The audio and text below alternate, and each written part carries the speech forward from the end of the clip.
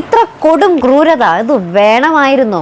അല്ലെ പ്രേക്ഷകരെ, നിങ്ങൾക്ക് എന്താണ് തോന്നുന്നത്? അത് ഇന്നത്തെ പ്രൊമോയിൽ നമ്മുടെ അനന്യ ഭയങ്കര ഓവറായിരുന്നു കേട്ടോ. നമ്മുടെ ശീതള് നമ്മുടെ അനന്യയുടെ ആ ഒരു ചൊറിയുന്ന വർത്താനം കേട്ടിട്ട് തന്നെ പെട്ടിയൊക്കെ എടുത്ത് നമ്മുടെ സച്ചിയുടെ അടുത്തേക്ക് പോകുന്നുണ്ട്. വരുന്നിടത്ത് വെച്ച് കാണാം എന്ന് വിചാരിച്ച് തന്നെ ആ ഒരു നീറുന്ന മനസ്സോടുകൂടി തന്നെ ആട്ടോ നമ്മുടെ ശീതൾ നമ്മുടെ സുമിത്രയുടെ അടുത്ത് നിന്നും അമ്മയുടെ അടുത്ത് നിന്നും ഇങ്ങനെ പടി ഇറങ്ങുന്നത്. അപ്പം നമ്മുടെ സ്വരമോൾ ഇങ്ങനെ പറയുന്നുണ്ട്, ആൻറ്റി പോകല്ലേ ആൻറ്റി, ആൻറ്റിയുടെ ഞാനും വരാം ആൻറ്റി എന്നൊക്കെ പറയുന്നുണ്ട്. അപ്പം നമ്മുടെ അനന്യ പറയുന്നുണ്ട്, പെട്ടി എടുത്തുകൊണ്ട് വന്നവർക്ക് അങ്ങോട്ട് പോയാൽ പോരെ, എന്തിനു കൊച്ചിനെ കൂടി കരയിപ്പിക്കാൻ, ഇവിടെ നിന്ന് ഷോ കാണിക്കണം എന്നൊക്കെ പറഞ്ഞ് ഭയങ്കര ഷോ ആട്ടോ അനന്യ.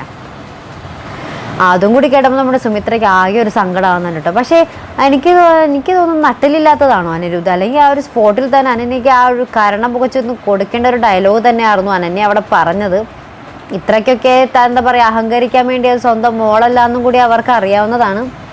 അത് നമ്മുടെ അനിരുദ്ധ ഇങ്ങനെ അനന്യോട് പറയുന്നുമുണ്ട്, എപ്പോഴായാലും എല്ലാവരും സത്യം അറിയും, നീ എത്ര നാൾ മൂടി വെക്കാറാണ് നിന്റെ പ്ലാൻ എന്നൊക്കെ ചോദിക്കുമ്പോൾ അനന്യ ഇങ്ങനെ ദേഷ്യപ്പെട്ട് പറയുന്നുണ്ട്, ആരും അറിയരുത്, അവൾ എൻ്റെ കുഞ്ഞ് തന്നെയാണെന്നൊക്കെ പറഞ്ഞിട്ട് വലിയ ഡയലോഗ് അടിക്കുന്നുണ്ട് കേട്ടോ.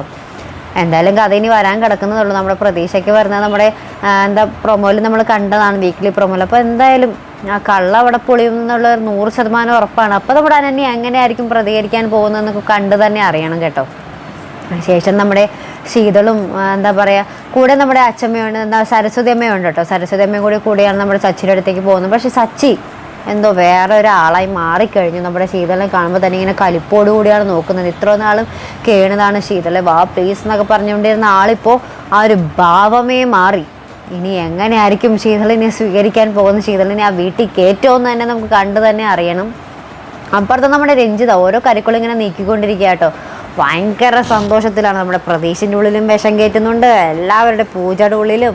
അപ്പം എല്ലാവരും ഇങ്ങനെ തമ്മി തല്ലണത് കാണാൻ വേണ്ടി ഇങ്ങനെ കാത്തു കെട്ടിയിരിക്കുകയാണ് നമ്മുടെ രഞ്ജിത. എന്തായാലും എന്താ പറയുക, കുടുംബവിളക്ക് ഭയങ്കര കരയിപ്പിക്കുന്ന രംഗങ്ങളിലോട്ട് തന്നെയാട്ടോ പോകാൻ പോകുന്നത്. ഇനി ക്ലൈമാക്സും കൂടി ആകുമ്പോഴത്തേക്ക് എങ്ങനെ ആവോ നമ്മുടെ പ്രേക്ഷകരെ കരയിപ്പിച്ച ഒരു വിധമാക്കും എന്തായാലും നമ്മുടെ കുടുംബവിളക്ക്.